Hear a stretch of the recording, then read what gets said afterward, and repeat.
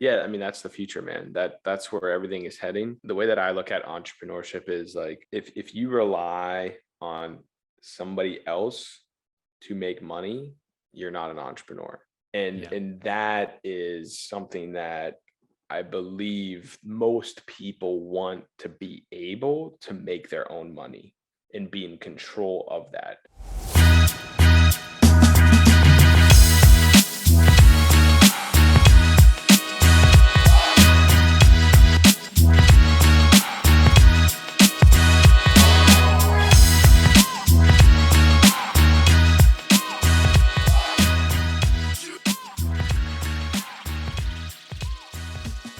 Welcome to another episode of Who's Got Clout, here hosted by Clout Forum. I'm Mark Bentley here in Western Australia, and we have my co-host and partner in crime, Alex Roken, over in Russia. And together on Clout Forum, we're always exploring Web3, the creator economy, and getting to have conversations with people that are making real change out there and opening up the possibilities of what's coming next. And with that, it is an absolute pleasure to invite a very special guest on today who is doing something that I'm super excited about, which is essentially bringing LinkedIn, a LinkedIn type of app and networking app, to Web3. And this is really exciting. So we're going to jump into that with our one and only Michael Marra. So how you doing, Michael? Thanks for coming on the podcast. What's up, Mark? I'm doing great, man. Thanks for having me on. Nice. So first of all, before we jump in, where are you based right now? You're over in the States? Yeah, so I'm actually in Austin, Texas right now. Yeah, but I'm from Pittsburgh, Pennsylvania. Spent most of my time there and traveled around a lot, New York, and spent some time in Miami as well. So but yeah, mostly Texas now for the most part. I'm pretty much setting up shop here, and think there's a lot going on here in Austin, so I'm planning to be here for a while. Fair enough. And I got to say, Michael, I'm over in Perth, Western Australia, literally one of the most isolated cities in the world. And over here, I hear plenty about Texas and Austin and all the stuff that's going on over there. I think Joe Rogan has done a lot to get attention to Austin and Texas, but off the back of that, it seems like there's a lot of networking, there's a lot of innovation and startups happening there. What's it like on the ground? Yeah, I mean, it's just getting started. It's not. The funny thing is, I actually saw Joe Rogan last night. I went to he had a comedy show last night, so that was super cool. That was the first time I got to see like him perform, and that was awesome. But yeah, so he does stuff like that. He'll do shows like that all the time, and there's that whole comedy scene he's bringing here, which is pretty cool. But yeah, I mean, big tech companies are coming here. Tesla's new headquarters is here. They're setting up their Cybertruck factory here. You have Google, Facebook, they're all setting up offices here as well. There's a lot happening. And then the whole startups, right? So anyone in tech is coming here. Texas and Austin specifically had the most people from California come over the past 2 years as well. So there's a lot going on here. But it's still early, man. Austin's still a relatively small city compared to others. There's still a lot of room to grow for sure. And I think at least for the next couple years, few years, it's going to be one of the best places to be. So taking advantage of it. Crypto and stuff, I still think Miami is probably a little bit better, or like New York and stuff like that. But at the same time, everything's in crypto now. So it's happening for sure. And just a lot of cool people. It's a very young city. And everyone's eager to network and meet people because no one's really from here, which is cool. I can imagine it must be like a melting pot right now. Like you say, with Rogan heading that way, you saw this like all of LA, everyone seems to have just had this exodus through the COVID madness and gathered. So you must have just so many, it's like a soup with so many ingredients, right? And now the big challenge is how do you pick out which ones you want and which ones you don't want in your network? So, and I guess that brings us to you, right, Michael, is the project that you've been working on for a couple of years, I believe. So to talk to us about, for those that have never heard, so Entre, is that short for entrepreneur? Is that where it comes from? Entrepreneur, Entre, yeah? Yep, exactly. So what's your elevator pitch to explain what Entre is for people out there? Yeah, I mean, well, we're transitioning, right? We're actually evolving as we speak right now, and we've been evolving over the last pretty much 6 months into now a Web3 company, right? So I started this in like 2018, and the beginning of it was when I got into entrepreneurship, I didn't really know anyone. I just wanted to meet other people. No one in my family was an entrepreneur. None of my friends were. I had no idea what I was doing. I just wanted to meet people, right? And I wanted to network, and I wanted to hang out and go to events. And that was the first thing. It was, let me organize. There wasn't enough events going on, so I was like, let me do events, and let me start building this community for entrepreneurs, because there really wasn't a place that everyone knew to go to if they wanted to be an entrepreneur. It was like, well, there's like some resources here, some resources there. There's this private club that like you have to pay to get into, or like it was like, hey, if you're part of this university, like you have an easier route to raise money and all this stuff. And it wasn't like a cohesive thing, right? And this is just when like online communities were starting, like Facebook groups, all of that stuff was just getting going. So that was really the inception of it, right? And as the events evolved, we partnered with all the major co-working spaces. We partnered with Microsoft. We were doing, before the pandemic, we were doing 7 to 10 events a month across 12 cities. And we were just growing this, community and networking, really through events. But on the back end, we were building out an app and like a social network for entrepreneurs. And the way that we described it was more like, it was like LinkedIn, but more for people who want to start their own business, more for entrepreneurs, more for freelancers and creators and all of that. And that's how we got rolling. Then we raised, a little bit of money in 2019. We rolled out the first version of the app, raised a little bit more money in 2020, rolled out the next version of the app, and just kept like growing like that. Because it wasn't, I wasn't in tech before. I didn't have a huge network. It wasn't super easy for me to raise a bunch of money. I didn't have co-founders that worked at tech companies and stuff either. I'm not from the Bay Area or New York or, these big markets. And, it wasn't necessarily the easiest thing. So, we've always been very scrappy, bootstrapped, use the events to make money, to help fund this, fun things and all of that. So, this past year in 2021, we were iterating on the app. We were growing our user base. And then we, as all this crypto and Web3 stuff started happening, we started paying a lot more attention to it. I've been in crypto and stuff since like probably 2016. I bought some NFTs in 2017 with like, I had crypto kitties from 2017. Like, you know what I mean? So I was like, classic. And I didn't even buy any other NFTs until like last year, you know what I mean? But like, I pay attention, I was paying attention to stuff, and never really made sense for what we were building, because I was like, it's like whatever. But for like social apps and all these interactions, it's like, it doesn't make sense to put it all on chain. It's all expensive with Ethereum and doesn't really make sense. And then Clout launched in like, last year, and I got on like one of the first, that was like in April, right? Like right at the beginning. And, it was cool, right? It was like, whoa, the first decentralized social network.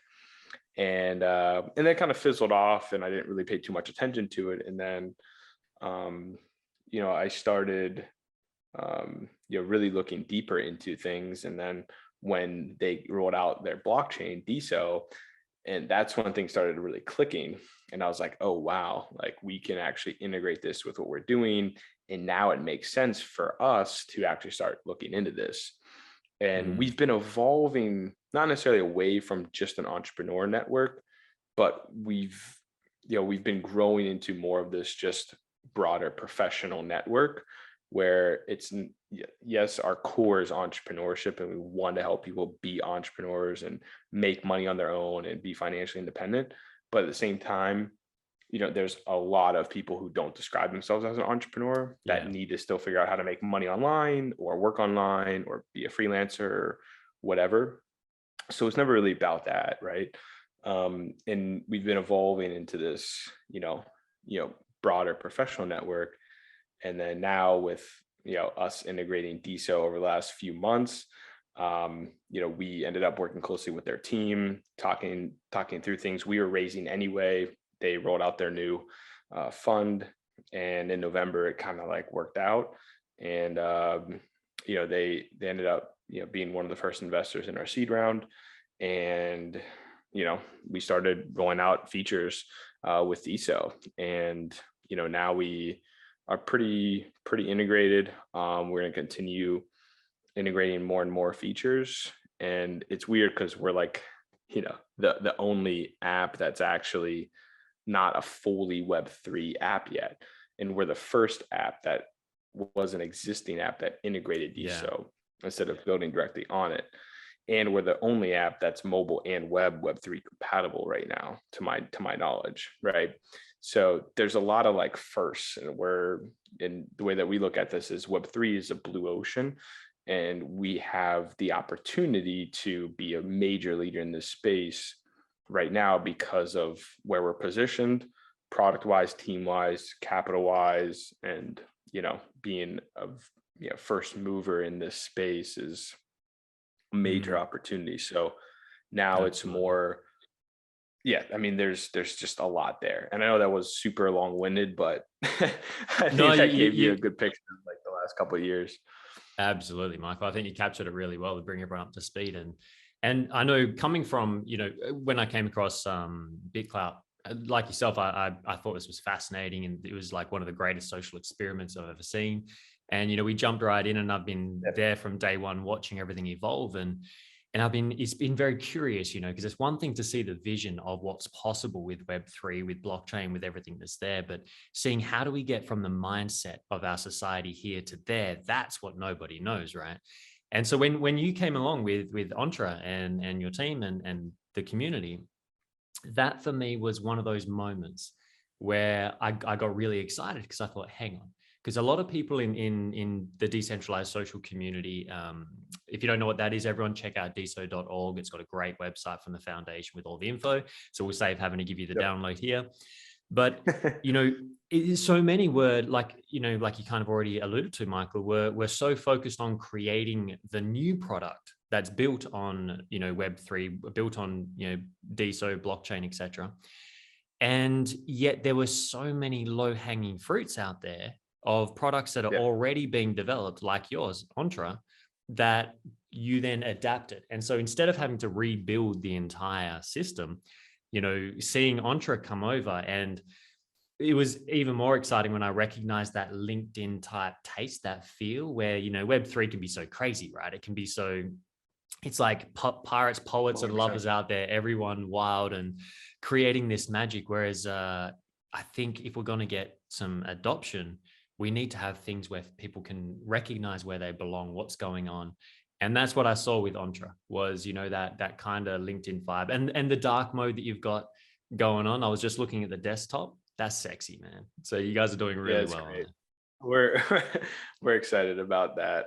We've been wanting that for a while. And it just worked out with the new branding and stuff, but it just feels more Web3, right? It just feels much more futuristic, and that's really our game. But we believe that it's not like, we don't necessarily think it needs to be a Web 2 or a Web 3 thing. We believe that the future, at least for probably the next few years, if not several years, is going to be meaning user's choice. You want to be anonymous and log in and transact and do everything just with a wallet and a persona, go for it, right? But a lot of people don't really understand these things, and the learning curve is so deep right now, and the onboarding to Web3 apps is so difficult right now, because you need to connect a wallet, and then you have to sign up for a wallet, and you have to remember your seed phrase, then you have to buy a token, you have to transfer that token from an exchange to your wallet to do anything, and then you end up spending money, and it's like, okay, is that a really good onboarding flow? No, it's actually terrible, and it's going to drop off a lot of users or potential users, right? So it's one of the things that Coinbase did, which is why Coinbase blew up, was because they made it really, really, really, really easy for people to buy crypto, without having them to remember seed phrase, without having, and guess what? They didn't really care that they weren't completely anonymous, right? A lot of people don't really care as long as it's easy to do what they want to do, right? So for Yeah. us, our goal, yes, is to eventually be for sure 100% decentralized and fully Web3. But we believe that there's also going to be a huge learning curve, and we can be a really great bridge to the Web3 world for the majority of people. Meaning that, yes, you can do things, you can sign up with a wallet, you can connect a wallet, and you can earn money in crypto from your content, from your services, from doing calls and all sorts of things with our platform. But you could also log in with Apple or Google if you wanted, and connect the Stripe account and make USD if you wanted to as well, or whatever. But the person on the other end could pay you in crypto, meaning, let's just say I want to just make USD, right? And that I don't care about crypto, and I just want to I'm a freelancer and I'm in the US, and I only want to make USD. I don't really care about crypto. But the person on the other end might want to pay in crypto. And that should be able to happen, right? And vice versa, meaning I don't have a crypto wallet, but I really want to work with this person and they want to get paid in crypto. Great. Well, here's 1,000 USD. And on the other end, he's getting $1,000 worth of Bitcoin or DSO or Ethereum.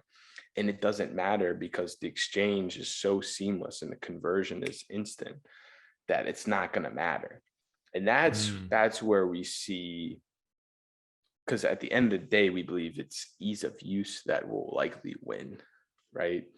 Absolutely. And if we make that ease of use for whatever users prefer, that's what's, like, in the end, we believe is what is really going to happen, at least during this transition period over these next few years, because there's about to be, we're going from 300 million people who have crypto wallets and use crypto to over 1 billion probably in the next year or two, right? We're going to triple or quadruple the number of people who have crypto wallets. But the majority of people who have crypto wallets now, I mean, some of them are lost. Some of them just have Coinbase. Some of them don't even know what the heck they're doing. They're just doing it. You know what I mean? And people struggle with technology, right? It's not, Absolutely. I mean, there's a lot of people who don't know how to even use Zoom still, to be honest, or email and basic things. So trying to explain to them how to set up a wallet and buy crypto and do all of this, it's like, I think we can be, at least a happy medium in the interim. Yeah, absolutely. I mean, it's one of those things where, we're in a world right now, I think, where people are so overloaded with information, right? We're getting inputs left, right, and center. People are getting notifications everywhere they look, whether it's their watches, their phones, their TVs, their this, their that, and everything else. And that's something even we kind of, talked about a bit before the podcast about, just people's time is so precious now. And if you look at Apple devices, they're an iPhone, there is no instructions. You get a phone in a box, very minimalistic, and have to trust that the device will be intuitive enough to show you how to use it without having to think, and it really shows that level people are at. It's like, I need to be able to intuitively just start using this. It needs to guide me. If I have to read an instruction, then it's game over. I don't have enough time, So it really is an interesting time, huh? To be trying to pull this together. I mean, when was the last time when was the last time anyone read an instruction manual? Like, to be honest, like, let's be real. Like, it's, you expect, like you said, the product now to be so easy that it's know how to use it. And I mean, for the most part, people who are familiar with software and apps and stuff like that, it is easy, right? Like, I can jump onto anything. I don't need to go through tutorials or whatever for the most part, right? Yeah. and I actually hate tutorials. Like I'll skip them and I'll just figure it out myself rather than watching it. 100%. But for other people, it's really great, and other people really like them. But at the Because same it's really like a time, they're language, not. right? Like it's a language Yeah, like Web3 in a lot of ways. blockchain. There's this language where everything shares certain elements, right? Like seed phrases is something that applies to everything in this web, or like, you know, technically in the blockchain worlds, but it's a language that you and I know. So when we go into these things, okay, we're comfortable. We know what we're looking at. We don't need the instructions, but it is that thing where there's a lot of people out there that they don't know this language. And so coming in, it's like, I don't know what I'm looking at. Yeah. Right. So, and just as you were saying that, just wanted to mention as well, Michael, you know, you brought up a good point about, you know, Web3 not needing, you know, this, because there's this kind of fundamentalist purist idea. And I mean, we see this in blockchain with Bitcoin maximalists and all different things, but you know, it's human nature. People kind of have their passions and things and got to indeed so, right? And it's this, there can be that purist idealistic idea of everything has to be decentralized. It has to be like this. And what I'm really enjoying is watching this exploration of what does a world look like in the middle? What is actually really vital for decentralization? And where can centralization actually be a positive? And that's something I'm enjoying seeing with like LinkedIn and different, no, links. Sorry. Okay, you're doing that good of a job at Entre that I'm already thinking, you know, oh, this is LinkedIn. Like this is Web3. It's like, that's an insult to Entre. You guys are beyond LinkedIn and where this is going. So please don't take offense to that. You take it as a positive. You're good. No, it's all good. It's all good. But yeah, and so it's this idea, you know, you just got me thinking, like if we think dimensions of reality, right? Like 3D, you've got a 3D object, and then you got 4D where you apply time, and you know, you've got, and in 3D, like this 3D object still has a two-dimensional flat surface. It also still has a one-dimensional point inside that. So 3D contains 2D, contains 1D. And so in that same sense, Web3 contains Web2. It's just the Web3 100%. Is like the interconnection, right, of the Web2 100%. In that way.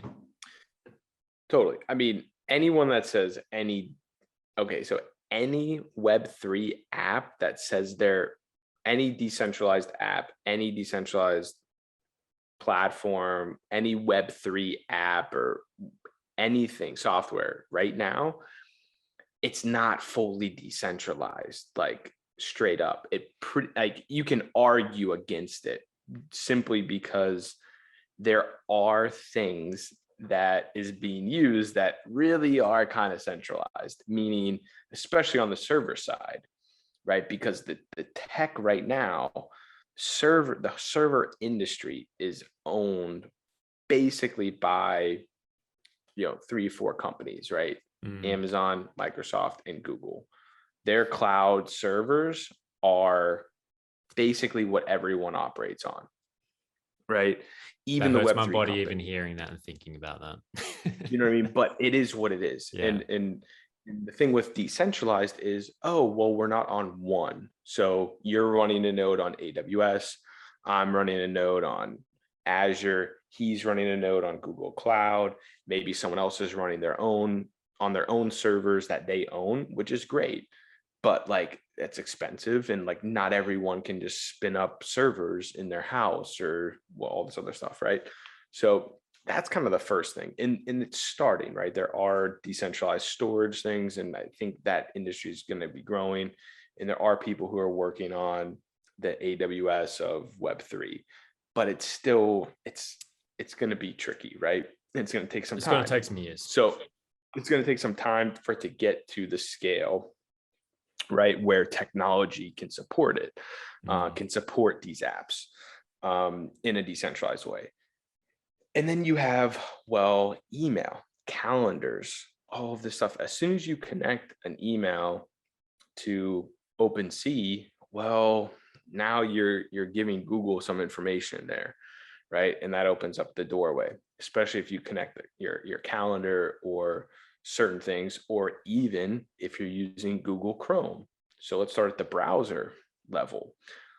Like that's another thing. You start at the app level. Well, if you have a mobile app, you have to go through the app stores.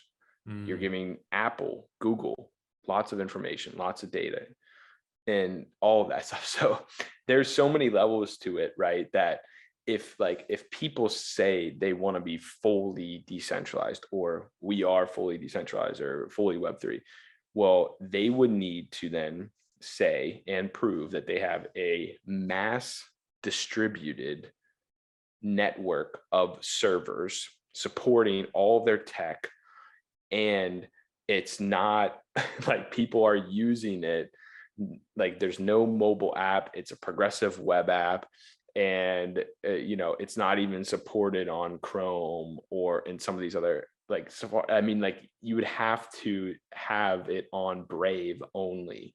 Like, if you really wanted to do it, you would have to have it on a decentralized browser as well.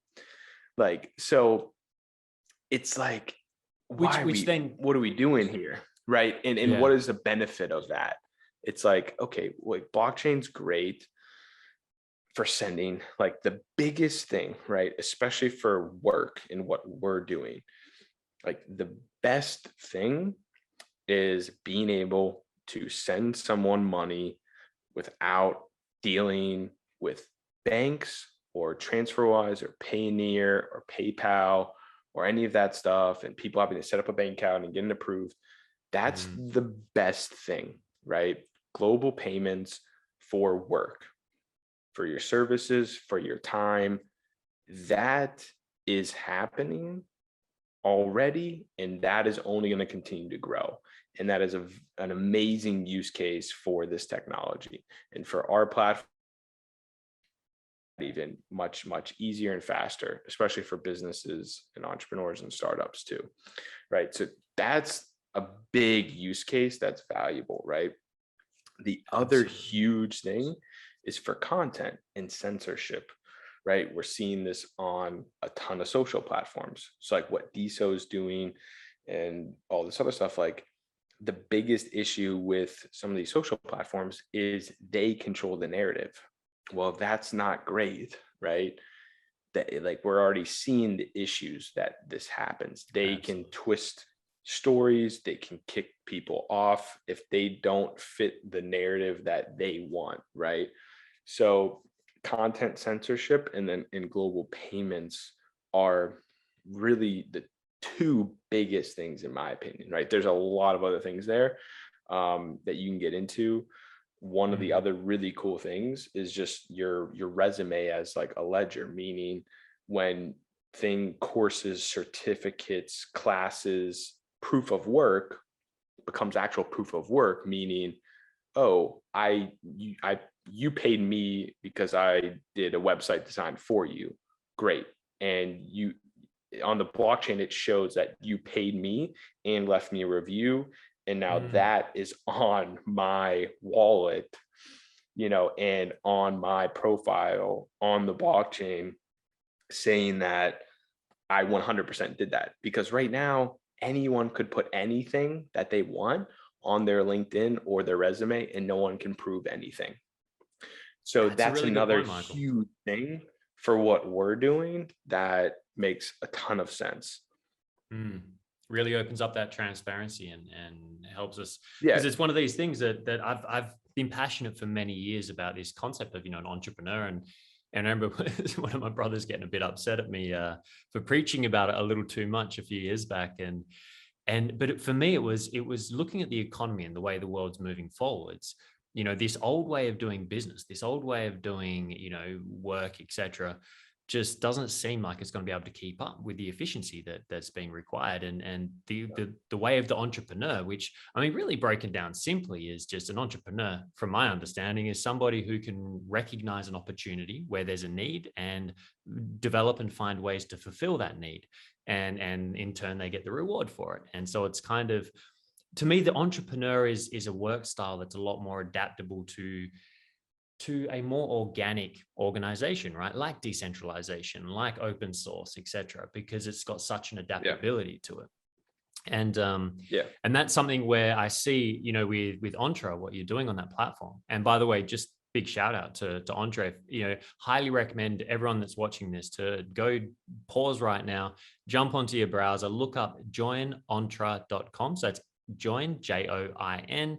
Entre is ENTRE.com. and jump on there, set yourself up an account, because you can also set up a decentralized social account, which not only works on Entre, but will work on your NFT galleries. It'll work all over the place at all these different apps, which is what makes it magic. Yep. But back to the topic. Yeah. It's exciting what you guys are doing on Entre, because it's really providing to me the tools that I was missing. That was, like you said, I had to use Stripe and all these different things. The amount, I'm sure so many of us have paid in fees in trying to move money around, delays in trying to get it to where you want it to go. Whereas with Entre, you and I could sit there and say, hey, Michael, look, I'm running this workshop next week. Do you want to take part? You can say yes, bam, there's the contract, there's the payment, all on board and ready to go instantly, right? Exactly. Yeah, I mean, that's the future, man. That's where everything is heading. And the way that I look at entrepreneurship is like, as if you rely on somebody else to make money, you're not an entrepreneur. Meaning, if you rely on a company or another person to make your money, right, and you can't make your own money, you're not an entrepreneur, in my opinion, right? And that is something that I believe most people want, to be able to make their own money and be in control of that. And what Web3 and crypto is all about is giving the control back to the individuals, rather than the control going to decentralized banks, governments, and social platforms, right? And marketplaces too. Upwork, Fiverr, they're taking 15 to 30% fees. Why? What are they doing? They're just the platform. Well, that should be like 2.5 or 5% like OpenSea. No reason it should be any higher. No reason at all. Right. And that's how we're looking at it. Plus, none of these people, and the majority of their users, aren't in the US, right? And the majority of their users would actually rather get paid in crypto than their own country's currency. Yeah, too. Especially these days. And that's the big thing, that most people in the US, like the majority of people in the US, don't understand the real value of crypto yet, because they're not doing global payments. I understand it because we have people on our team from all over the world. I've worked with freelancers from all over the world. I've worked with a lot of people that want to get paid in crypto.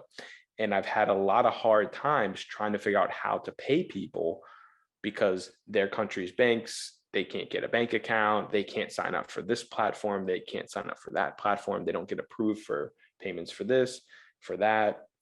It's not easy, right? People think it's easy because they've never done it. They're like, oh, why? I should be able to send someone money. Like, why shouldn't I be able to send them money? Because they're so used to Venmo and stuff here that you don't realize what it's like dealing with other countries, because it's not easy, right? Yeah. And crypto solves that big time. Yeah. It breaks down those walls between countries as well, right? Like there's no walls. Right? And that's the thing. There is. Yeah. People have become so obsessed over the years as our countries have become more anchored in this idea of like America, Australia. But in the end, it's humans living on land that doesn't have walls, that doesn't have these things. And so that's what I'm getting excited about with things like, decentralized autonomous organizations, and, what's politics going to look like? What's government going to look like? And now, this is something you're speaking to, is how the currencies, that's been broken down. This idea of like, what really is the purpose of an Australian dollar and an American dollar? We can make much more efficient ways of, transferring value, which, you're speaking to right here. So Michael, one thing, just being aware of time as well. So being, because I think, you and I could sit, this is what I love about our work, Michael. We get to meet all these people working on the cutting edge that are just, we could talk for hours and hours. And like I was saying beforehand, that's the podcast I'll get going one day, where you and I could dive deep into the philosophy of everything behind this.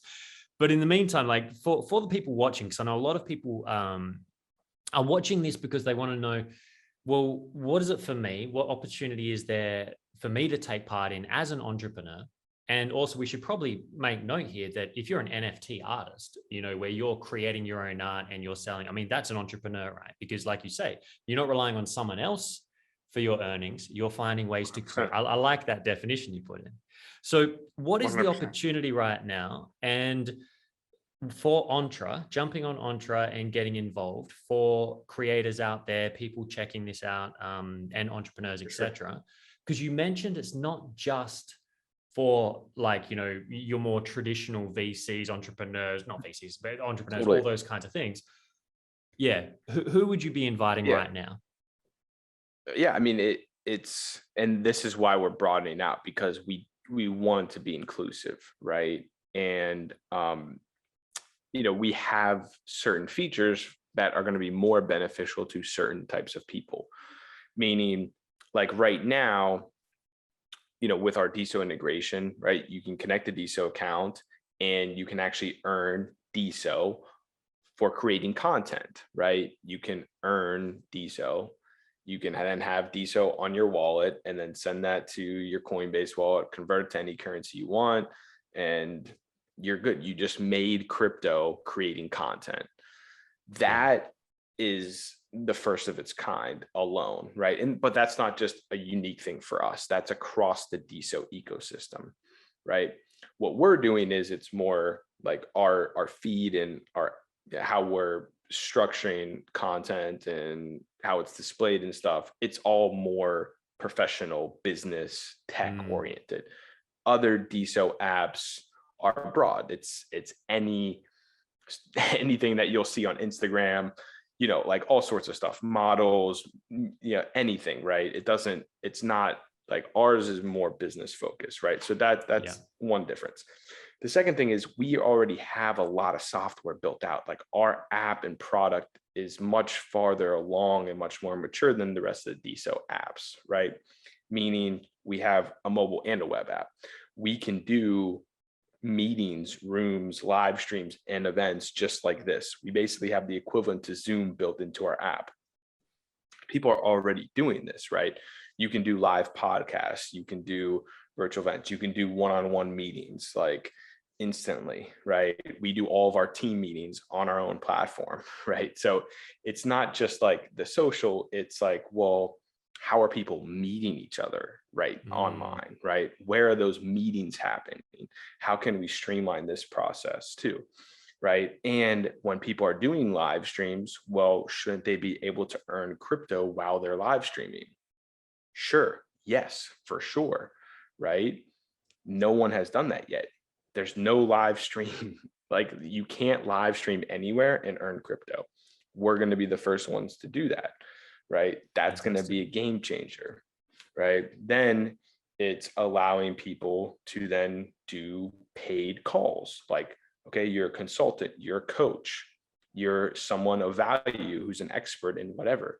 Well, just like Calendly, or even people use Zoom and then they link PayPal to pay them for their time, right? Well, now I can go on here, I can search and filter people and find people in different cities or different industries. And, oh, this guy looks great. I just heard him talk in this room, or his content looks awesome. I want to talk to him and book a call with him. And if he's a high value person, well, he can charge $100 in DSO or eventually in Bitcoin or Ethereum or whatever he wants for his time, do the call on the same platform and get paid for that, right? Or any other service. If you do logos, if you do web design, web development, you can you can list your services, people can book you just like you could on Fiverr or Upwork.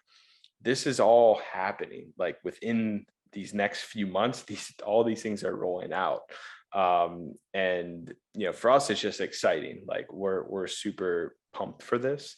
And to answer your question, it really doesn't matter. It's any type of entrepreneur, freelancer, musician, artist, all of this, right? With, there's a lot of even community builders, right? Our new inbox is going to look very similar like Slack or Discord, where you have your personal inbox, but then you could also have communities or teams, right? Fantastic. Meaning like we're getting rid of Slack for my company, like our company Entre. We already eliminated Zoom and Google Meet. We only use Entre for meetings, awesome. Everything. We're soon going to be getting rid of Slack for our company and only using our platform for team communications and all of that. And then we'll get rid of our Discord that we have for our community and move that over to a community on Entre as well. And that's going to be a big step, Michael. builders, When Discord comes over and you're able to hold all that on your platform, I mean, that speaks volumes. I mean, it speaks volumes for you as well as the CEO. It speaks volume for your team, and the fact that you guys believe in this so much and that you are literally living and breathing it from the beginning. So that's amazing.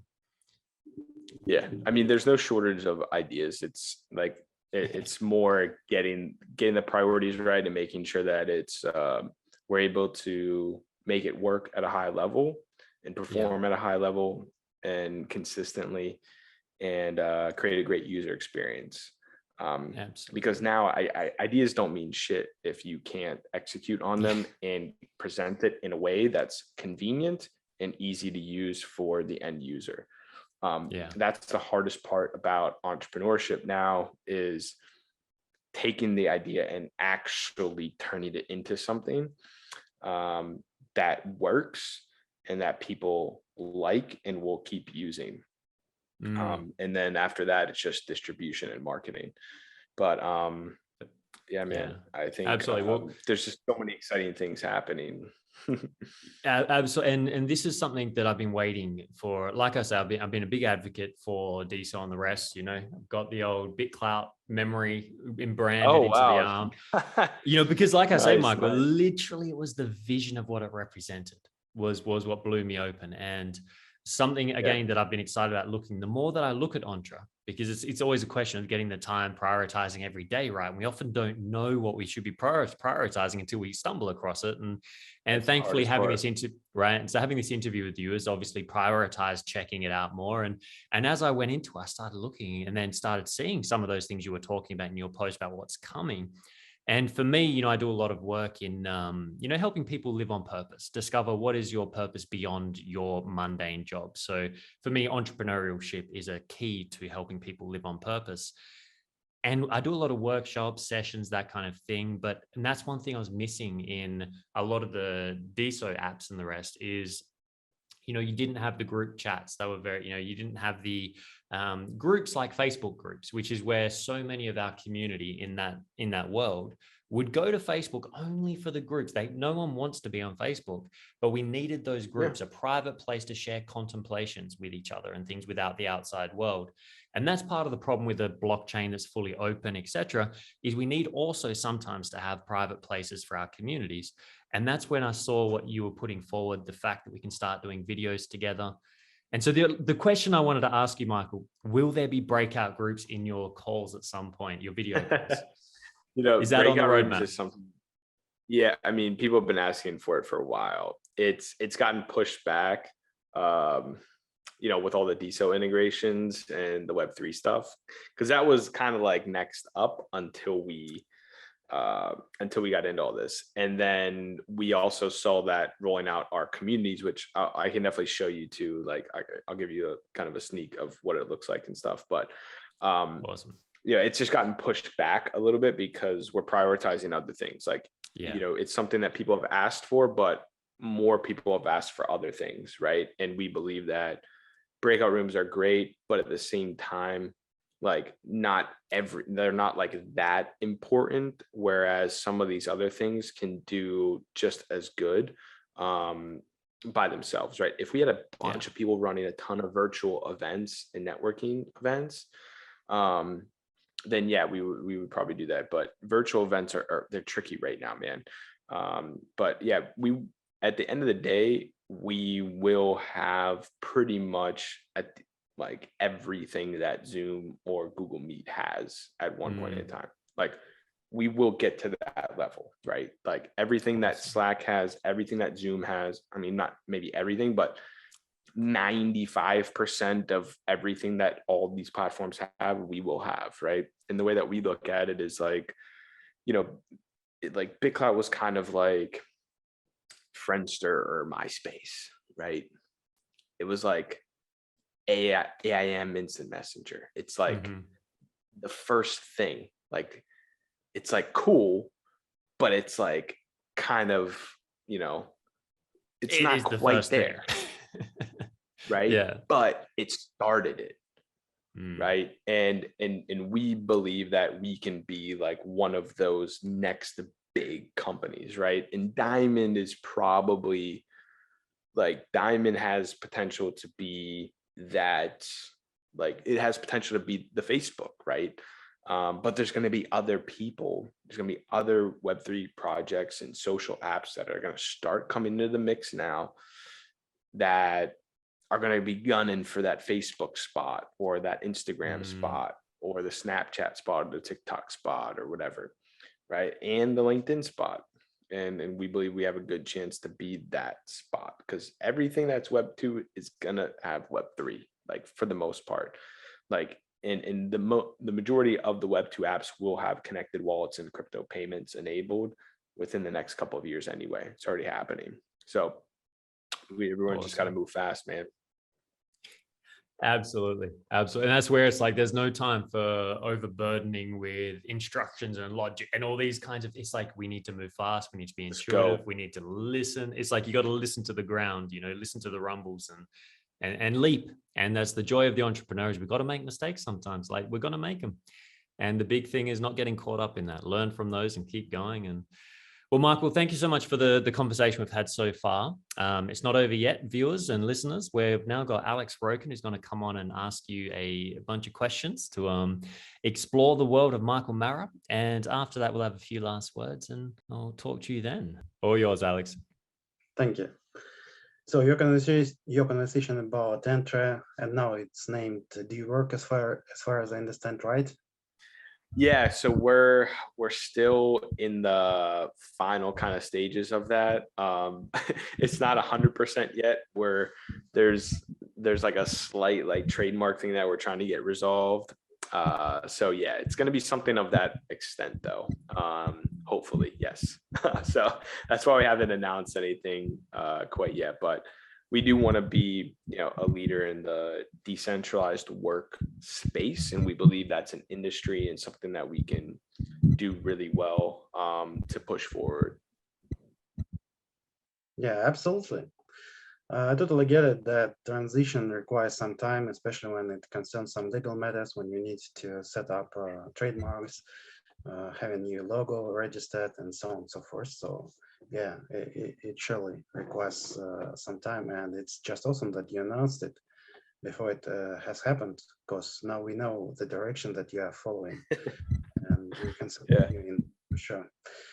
But my real first question is going to be the one that's very important, and I do believe that the half of Diesel Planet have this question in their minds as well. And the real question is, are you married, Michael? No, I'm single, man. Yeah, Entre is my wife right now. Awesome, man. And yeah, it seems you have everything for this half of Diesel Planet to have your attention. And they definitely put their attention to you as well, because you've got really nice biceps, I believe. And what sports do you do for it to keep them in shape? Yeah, I'm a big I haven't been super active with sports like lately, but I used to play baseball and golf and a bunch of stuff, but mostly those two. Yeah, golf a lot more lately, and a little bit of tennis and stuff too, but yeah. Awesome. Man, I'd like to know 2 days of your life. The first one is going to be the most stressful day in your life, and how many cup of coffees have you drank that day? Damn. The most stressful day of my life. Maybe it was the one when you were yeah, born, I mean, but, there's definitely a few, man. Honestly, I don't even know how much coffee I had, because there's different levels of stress, right? There's stress like you're freaking out and you have a lot of work to do, but there's also stress when things go really bad and you can't really do too much about it. And you kind of just have to like sit with that stress. And coffee's not going to really help with that either, because coffee is probably going to make it worse, to be honest. You know what I mean? But yeah, I've had a lot of things, man, like leaving Miami to go back to start my own company. That was like a whole, it was stressful, but also relieving at the same time. I mean, even just like, being broke, starting the company and, traveling and, not having much money to do anything. And it's like, stressful trying to figure out how the heck I'm going to get back home, or how am I going to get over to New York when I can't even afford to, make it happen. And, it always usually works out, but it can be stressful, man, for sure. But I mean, you have to know that you're signing up for that when you get into entrepreneurship. For the most part, there's easier ways to do things for sure. And there's less risky ways to go about it. But there's so many stressful days, man. I mean, it's constant. I'm going through a lot of stress right now with the whole D work thing, man. I thought we had a brand, and then we had it's a lot too. You know what I mean? So there's countless. Yeah, for sure, man. I totally get you. So, Michael, you started to answer my second question for you, and this question is going to be about the experience that you have when you're moving from place to place, because during your career you traveled a lot, from Pittsburgh to Miami, from Miami to Pittsburgh, New York, Austin, and who knows other places that you've lived in. And it should be very difficult to start from the ground every time in new cities without many friends around. And how would you describe this experience for you? It can be tricky sometimes. Like, it's usually not super difficult for me to start mingling and making friends, or doing what I've done for the last 5-6 years. You can generally meet people pretty quickly in other cities, or I already know some people who can introduce me to some other people. But yeah, I mean, at the beginning, it's tough. I mean, I went to New York. I started doing events in New York. I didn't know anyone. Literally didn't know anyone besides, maybe a couple cousins, right? And then I just went to events, started meeting people, met people at events, and then and then we started doing other events together. And then they would bring friends, and then I would meet their friends, and people would come to my events, and then, we would become friends. Events are great ways of connecting with people, right? And meeting people. That's how I've made most of my meaningful connections over the last 5 or 6 years, has been through events. And when you go to more entrepreneurial events, startup and tech events and stuff like that, you build instant connections with those people, because you understand each other at a deeper level. It's not just like an ordinary networking thing or a dating thing or whatever. You're both trying to figure out life. You're both, innovating, creating, building things, and you're intellectuals a lot of the time, and you're doing interesting stuff, and you can relate to each other a lot easier. So, yeah, that's typically how I go about it. Hit a lot of events. If you don't know people and you're trying to know people, go to events.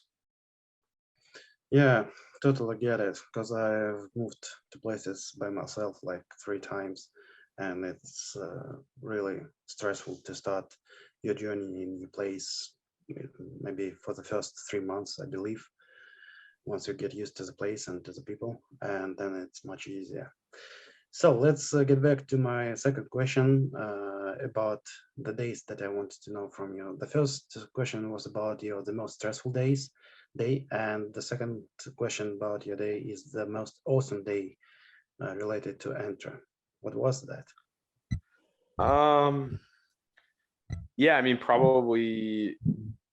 I mean, there's been a lot of awesome days too, right? Probably the most recent one was when we first got when we first started talking to DSO, and then when they decided to invest, that was pretty cool, man. And then that kind of kickstarted a lot of things, and we ended up raising from some other really cool people. And yeah, being able to have, capital now to do what we've been wanting to do for a while is really awesome. That's great. Last night was pretty awesome too. I got to see Joe Rogan for the first time. That has nothing to do with my business, but that was cool, man. It was a cool experience, and you got to take those little moments too that might not necessarily be business, but laughing and smiling and enjoying the journey is that's the whole game. Yeah, man. You like reading my mind, because my next question was about asking you what's your favorite celebrity or actor, and have you met him in person, and what was it for you? Yeah, man, I think Joe Rogan's like he's up there for sure. I mean, there's a lot of really cool people, man. Like Elon Musk would be awesome. I mean, any of these guys, Bezos would be really cool. Even some of like Vitalik and people more in the crypto space, Brian Armstrong, they would be super cool to meet, for sure. They're so deep into this stuff that it'd be really great to learn from them.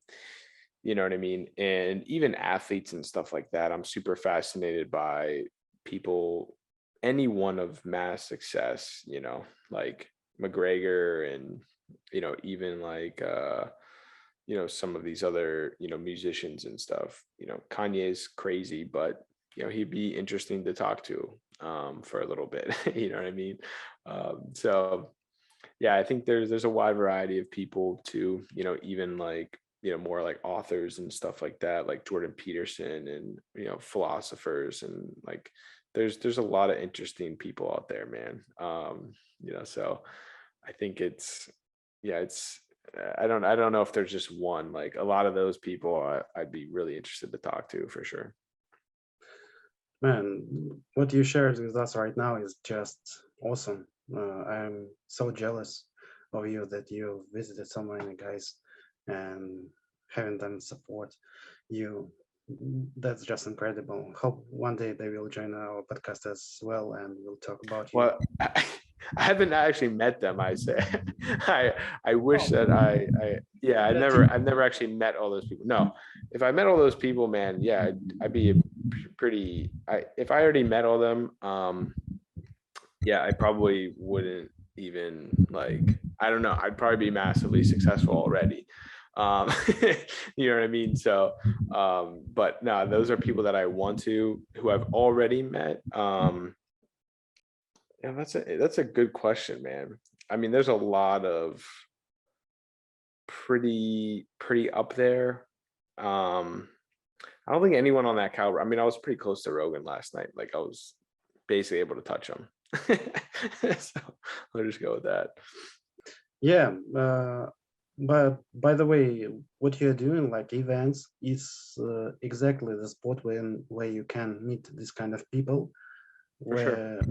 whereas you won't be able to meet them in any other situation in your life. And I do believe one day it's going to happen, and you'll have a panel discussion with all of them in one stage, and it's going to be awesome. And Mark is going to be with you. For sure. Yeah, I would say probably I got to meet Jordan Belfort, the Wolf of Wall Street. That was yeah, I got to meet him in his house. That was cool. Yeah, the legend. Yeah, the names that you've mentioned, I just adore them as well. Like Brian Armstrong, like Jordan Peterson, they're incredible. Though they're from two different fields at all, they are so great in making this world a better place when they're teaching people how to address different things in their lives and in businesses. So what I see from what's the picture that I have about you is that you are like now becoming a Web3 entrepreneur. So you are one of the leaders at least of Web3 leadership. How would you describe the Web3 entrepreneurship in one sentence? How would I describe the Web3 entrepreneurship in one sentence? I mean, it's wide open right now, man. It's it's like, tech companies in the early 2000s. I mean, it's anyone's game right now. There's a few people who have a head start, but it's wide open, man. There's so much opportunity. Yeah, I think most entrepreneurs should be considering diving into Web3. This is where the majority of the opportunities are for new money and new markets and potential in the future. It's Web3. Yeah, and the reason why I'm asking this question to you is that I'm wondering when there will be a day when you will be invited into White House to lead the Web3 entrepreneurship, how would you support it, and who would you include in the board for it? It's a good question, man. I don't know if I would. It'd be really cool to have some of the other DSO people involved for sure. I think there's a lot of really important people doing stuff that are in this ecosystem for sure. I think the people who are behind some of these other blockchain technologies are really important as well. I think like I mentioned before, Vitalik, the Polygon guys, the Solana team, OpenSea, they're all pushing this stuff forward, and it's going to evolve for sure. And I think a lot of the biggest and best Web3 people they're not even known yet. Do you know what I mean? Just like, Mark Zuckerberg wasn't known in 2000, right? Like Facebook started in 2004, 2005. Do you know what I mean? It's kind of like that, right? Where, it's going to start happening, but we're so early that I think a lot of the biggest people haven't really entered the game yet. They might be learning it and understanding it and preparing, building. I think right now everyone is building. Anyone who's smart and in tech is building right now. And there's going to be a massive amount of apps, software projects, companies that are going to come out over the next 6 to 12 months. And it's going to be like crazy when that happens. It's going to be nuts, and it's going to happen. Absolutely, man. Totally agree with you. And mark my words, it's going to happen that I believe during this year or next year, there will be a commission for Web3 in Congress or somewhere else in authority. Yes, for sure, because this is a big pile. And there are a lot of companies and money invested in the sector. So somebody should be lobbying the Web3 rights and the interest for it. So, Michael, thank you so much for all answers that you've provided to me. I do believe you have a great vision, and I'm looking forward to see when the new work will launched in its full potential. And thank you for coming by, man. It was great. Yeah, anytime. Enjoyed it. And yeah, let me know anytime you guys want to talk Web3 DSO stuff or decentralized work. Let me know. Really appreciate you guys' time. Thanks so much. Awesome. All right. Thanks, Alex, for that. And Michael, you passed the Alex Broken test.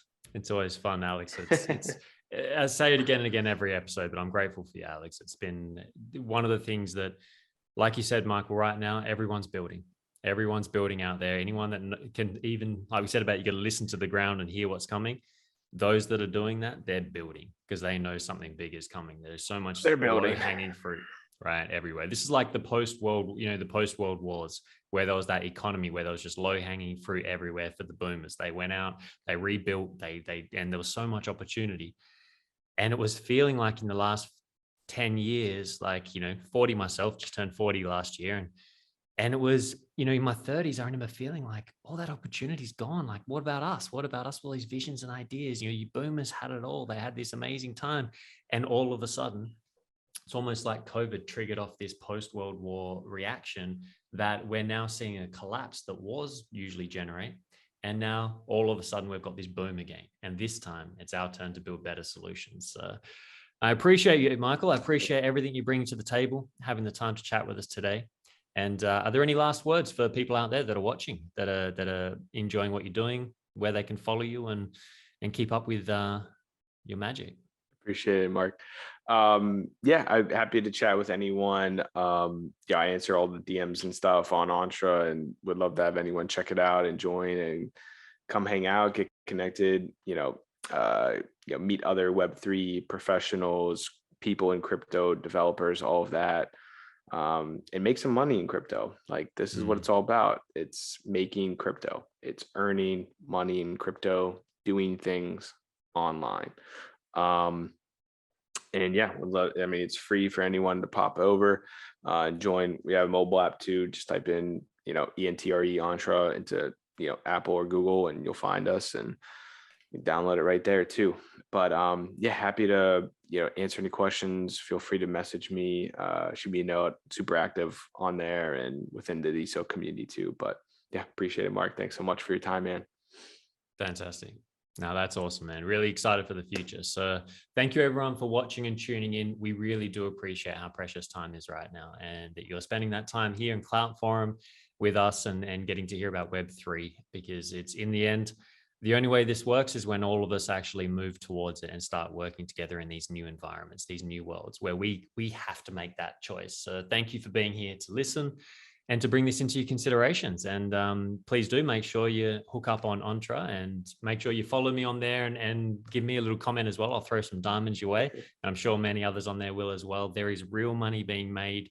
Many of us have been on there doing some amazing things. I've seen artists doing, great. And as with anything, it can take some time, but there's real money there from day one. Even if you come, you don't have a huge amount of capital, etc., to invest, you can set up an account on Entre today, and you can start transacting. You can find office services. You can start making money with no money. So you don't have to buy in either. So please do check it out. Make sure to like and subscribe to Clout Forum on YouTube or whatever platform you're listening to. And we will see you in the next episode in a week. All right. Thanks for joining us. Take care. Good run.